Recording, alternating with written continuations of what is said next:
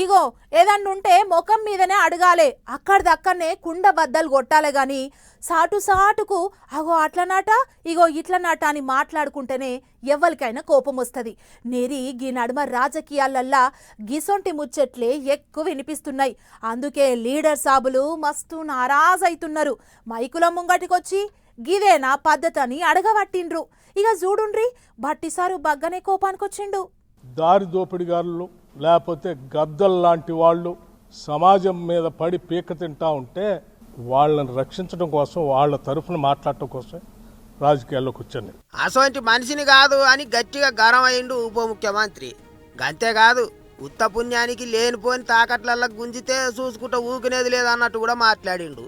అసలు సారుకు గింతగానం కోపం ఏంటికొచ్చింది అని అంటే ఇక చూడర్రి ఆయననే చెప్పుకొచ్చిండు. టెండర్ పిలిచింది సింగరేణి సంస్థ, ఆ బోర్డు. ఆ టెండర్లో ఏ కండిషన్స్ ఉండాలో బోర్డు పెడుతుంది, మంత్రి కాదు. ఈ మాత్రం కూడా జ్ఞానం లేకుండా నీకు తోసింది రాయటం కాదు. టెండర్ ఇప్పుడే పిలిచాము, ఇంకా అసలు ఎవడు పార్టిసిపేటే చేయలేదు. అప్పుడే ఎవరికో ఇచ్చినట్టు ఎవరికో ఇవ్వటం కోసం దీంట్లో చేస్తున్నారని రాసిన దానికి సింగరేణిలో ఉన్న నైని బొగ్గు బ్లాక్ కొరకు టెండర్లు పిలిచిండ్రాట.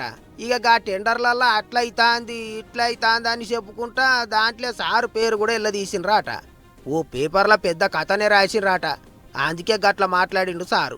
రాష్ట్రాన్ని, పాలనని, ప్రభుత్వాన్ని, అందులో అధికారుల్ని, మంత్రుల్ని లాగుతామంటే చూస్తూ ఊరుకోవడానికి ఎవరు సిద్ధంగా లేదు. ఇది ఒక్కటే కాదు, ఎవ్వాలని ఇడిచేదే లేదన్నాడు డిప్యూటీ సీఎం.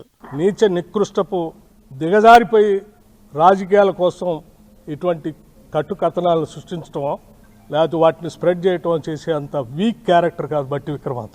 బొగ్గు టెండర్లు పిలిచేది సింగరేణోళ్ళు, దాని కథా కార్ఖానా అన్ని చూసుకునేది సింగరేణి. దాంట్లో వట్టిగా తన పేరేంటికి తీసిండ్రు అనేది సారా అడిగిండు. గా ముచ్చట రాసిన వాళ్ళనైతే గట్టిగానే అరుచుకున్నాడు. మంత్రుల నడమ చిచ్చులు పెట్టనికే చూస్తాన్రు అన్నట్టు కూడా మాట్లాడిండు. ఇక గిదే ముచ్చట మీద ఖమ్మం మీటింగులో సీఎం రేవంత్ సార్ కూడా మాట్లాడిండు. చూడు ఆయన ఏమన్నాడో. ఈనాడు టెండర్ల గురించి కొన్ని పత్రికలు రాస్తున్నాయి. సింగరేణిలో కొంత కుంభకోణం జరిగింది, బొగ్గంతా మాయమైందని. నేను ఆ పత్రికలకు, ఆ టీవీలకు, ఆ సోషల్ మీడియా వాళ్లకు, ఆ రాజకీయ పార్టీ నాయకులకు నేను చెప్పదలుచుకున్నా, నా ఎమ్మెల్యేల మీద, నా ఎమ్మెల్సీల మీద, ఎంపీల మీద, మంత్రుల మీద ఎవరి మీద ఆరోపణ వచ్చినా వాళ్ళందరికీ నాయకుడిగా, కుటుంబ పెద్దగా అది నా గౌరవానికి భంగం కలిగిస్తుంది. మా మంత్రుల మీద ఏదొచ్చినా రాసే ముందు నన్ను వివరణ అడగండి. గిట్ల పంచాయతీ అయితే ఇప్పుడు గట్టిగానే అవుతుంది. మరిగా ఎంత దాకపోతుందో ఏమో చూసుకుంటూ పోవాలి.